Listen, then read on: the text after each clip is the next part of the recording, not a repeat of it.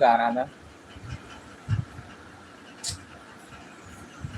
आज तो मेरे घर के सामने काम चल रहा है, तो मेरे घर का गेट ही बंद कर दिया। देखो दिखाता हूँ। अब मार्केट जाऊंगा तो कैसे जाऊंगा, दिखाऊंगा आपको। देखो अभी आगे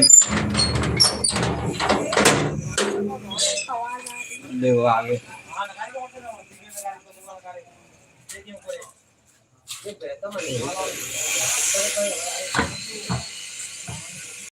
देखो, आगे पड़ी है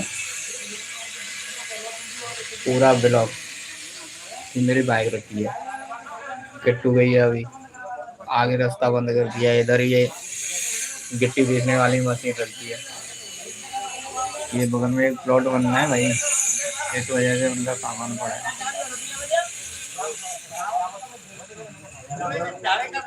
सारा कुछ बंद कर रखा है भाई, तो